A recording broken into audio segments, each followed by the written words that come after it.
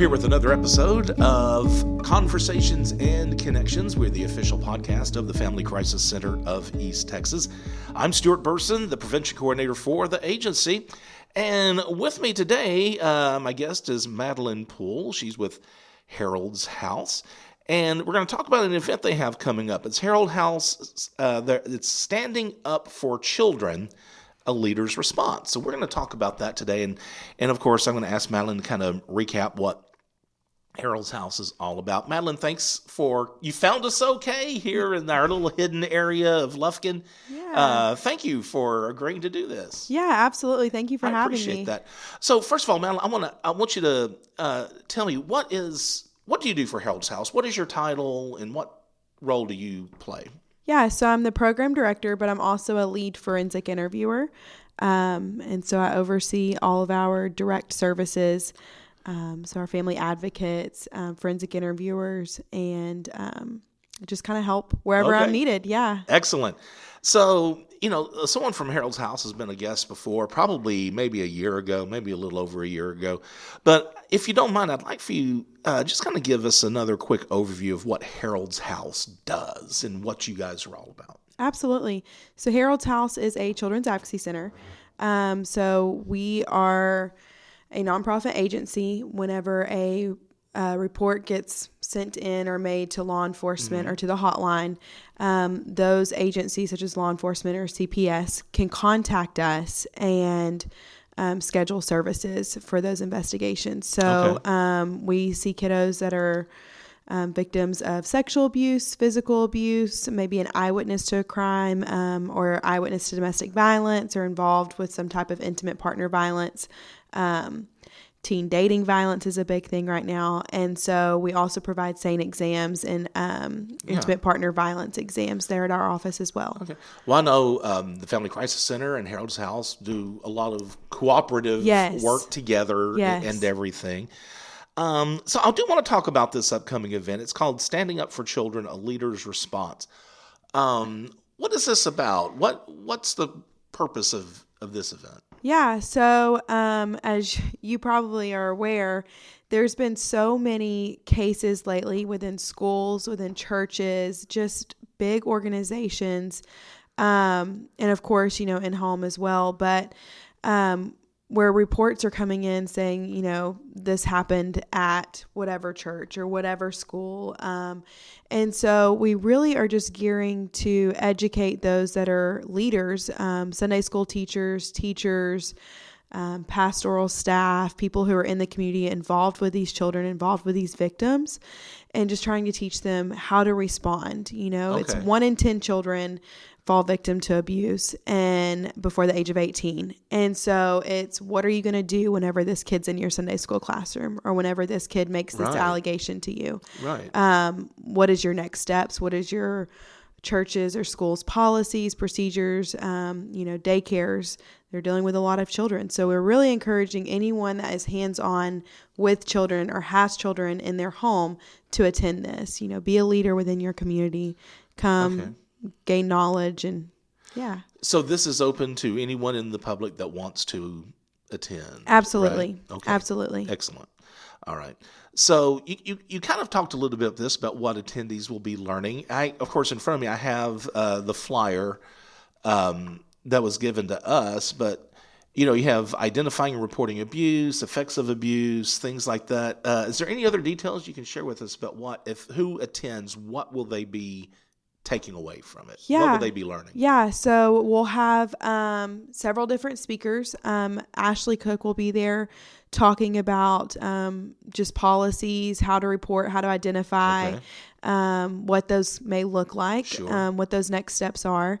And then I will be there as well talking about kind of once you make that report, here's what to expect next, and kind of the background of, you make that report and what is the next step that those investigating agencies may take. Okay. Because a lot of times you make that report and you never hear a follow-up, right? And so we kind of want to give the insight of this is what's going on. Right. And then we are going to have our Sarah Galvey, sorry, she just got married, but she's going to be talking, she's our trauma focused therapist, and so she's going to be talking about what the effects of this abuse may look like on this child. Okay. So there may be aggression, there may be acting out, there may be lack of concentration in a school setting or in a church setting. And so she just kind of goes through how to handle that and what that may look like. Okay. Yeah. Sure. So I guess the big question, and in my preparation for the podcast, I don't even think this is something I asked, but it's very important. When is this going to be? Yeah, it's March 30th. Okay. And it's from 1 o'clock to 3 o'clock. So it's just a couple of hours. It'll be at Eastview United Pentecostal Church. They're on Medford Drive. Okay. At their Family Life Center. So it's the big white church, and then there's a building behind it, and it'll be there. And we'll talk about this again before we wrap up. But if someone is interested in attending, how do they register for this? Yeah, so the event is actually free, but we do ask that everyone, if you're able to, go ahead and register so we can kind of have an estimated count. They can go to our Facebook, our Instagram page, which is just Harold's House, East Texas Alliance for Children, or give our office a call at 936-634-1999, and we can get you registered. Excellent. Okay, and it's free. Yes. Right. Okay. So, Madeline, one of the things I'm interested in is how many cases does Harold's House handle in any given year? How many children do y'all see for various situations? Yeah, so I actually just recently, before coming here, pulled our statistics for last year, and we interviewed 545 children. Wow. We do service Angelina, Nacogdoches, and Sabine County. Okay. So 3 counties, 545 kiddos. Yeah. All right. So how big is, and I'm trying not to just have this being a softball question, but I think it is important. How big is the problem of child abuse in our East Texas communities today? Yeah. I mean, it is a big deal. And if you think about 1 in 10 children before their 18th birthday fall victim to abuse, that's a huge statistic. So a classroom of 30, you're looking at 3 children in that classroom. With the amount of schools and that we have in each county, I mean, that's a lot of kiddos. And so I would definitely say, and those are just the ones that are being reported, right? So it's huge. Well, and one of my other questions was, and you've been with Harold's House for a while. Yes, now, 10 years. Right. Do you see an uptrend? Do you see an increase in the number of cases or a decrease, or is it pretty much holding steady? So an increase from last year for sure. But then last year was a decrease from 2020. So it varies each year, but the numbers stay right around the same. Well, and I always wonder too, are the number of incidents increasing or decreasing, or is it just the reporting? Because like you said, so many cases probably go unreported. Right. So it makes me wonder, like, if you see an increase in cases you handle, is it because people are reporting more? And if you see a decrease, are they reporting less, or is it? And what we I know you may not. Right. So that. what we like to say is it's happening, and so if we're getting reports, we know that the community is being proactive. Yeah. And unfortunately, child abuse, as much as I would love to say one day it'll just dwindle away and never happen, I don't think that is going to happen. Right, sure. And so whenever the more kiddos we see, I would like to think that the more reports we're getting in. Is there a typical profile you see of child abuse survivors? Is there anything survivors share in common? East Texas is a very diverse population. Right.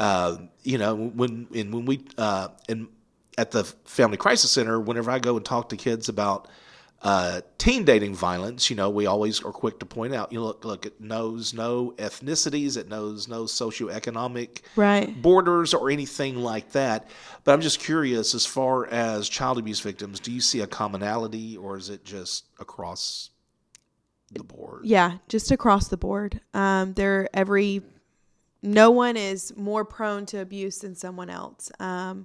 And so you really can't just look at a child and say you're more likely to be victimized than someone else. Now, there are statistics out there. If you've been abused once, your statistic for falling victim to abuse, even into adulthood, is greater. Right. So there's different statistics out there, but there's no one category that we see at our office. Is it common or not common, or I don't know if you know, if a child is abused, that they may be an abuser themselves when they become an adult? You hear that. Right. I've heard conflicting thoughts on that. Yeah. I heard one time you either become an abuser or you hate the abuse. Yeah. And I don't know how true that is. I think the key there is help. Once that child makes the outcry, following through with counseling and services, because even if they don't become abuser, they still have life impacting effects for the rest of their life. There's going to be struggles with relationships, struggles with self-esteem, struggles with mental health that come into play. And those are increased even more so if you don't get the help that you need. Right. Is this the first time y'all are doing this event? It is. Type of event? It is, yes. Our agency just kind of felt like we needed to do something here in our community to open it up to the churches, schools, daycares, Lufkin coaches, just whoever, really. Even if you're not in Angelina County, Nacogdoches County, we're just starting it here in Lufkin this year. So we just kind of decided this is something a target that we need to do and see what we can do. Well, I know the event is on the 30th, and when we're recording this, it is the 8th. So I don't know if you can comment on this, but how has the response been so far, or is it really kind of too early in the month? I think it's a little too early in the month. I mean, it's slow. A steady registration is coming in, for sure. But I would hope and suspect that we would have more closer to the date. I know it's in the middle of the day, so people are probably having to work around work schedules and things like that. And we completely understand. The 30th. What day of the week is that? Do you know? It's on a Thursday. It's on a Thursday. Okay. Yeah. All right. Great. So I'm gonna spring this on you because it's not on my outline. But what got you interested in doing this type of work? Yeah, so I was actually going to school to be a kindergarten teacher, and I worked at a daycare for a little bit and just kind of decided I cannot do this the rest of my life. I cannot be with kiddos all day long. And so there was an opening at the time at Harold's House. I was kind of oblivious as to what Harold's House even was. And so I started off as just an administrative assistant. Okay. Absolutely fell in love with the organization, and we were much smaller at the time. And so I just kind of started helping where I could.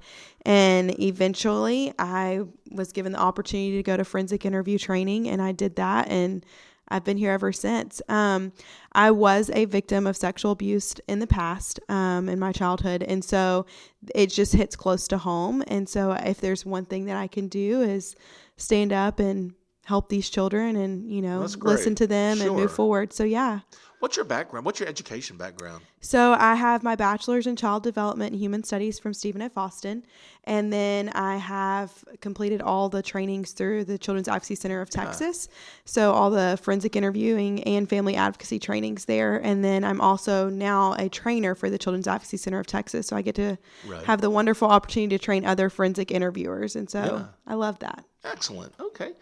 All right. Well, Madeline, again, I really appreciate you taking some time out and doing this. Is there anything else about the event that you want us to know about before we wrap it up? Do you think we've covered everything that we need to address? I will go ahead and say that we are going to have, I guess you could call them vendors, but other agencies in the community that are involved with children involved with these cases. So I know the Family Crisis Center will have a booth set up, as well as CASA and a couple of others, just to give people resources, opportunities to volunteer.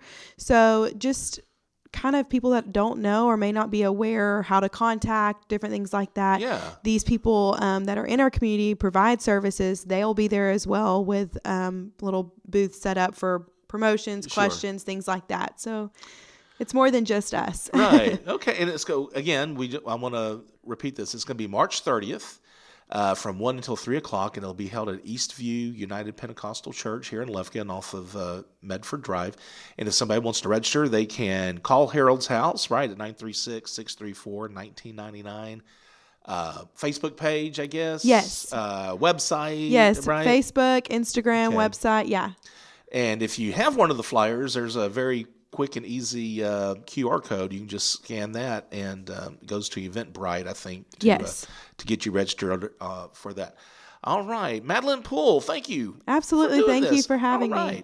And so if you have any questions or comments about today's podcast, you can drop us a line at conversationsandconnections@fccet.com. Also, I always like to point out, if you need the services of the Family Crisis Center, we do have a toll-free hotline that can be reached 24 hours a day, 7 days a week. That number is 1-800-828-7233. And you can subscribe to Conversations and Connections via Spotify, Apple Podcasts, Google Podcasts, pretty much any podcast service of your choice. Be the voice, if not for you, for someone else.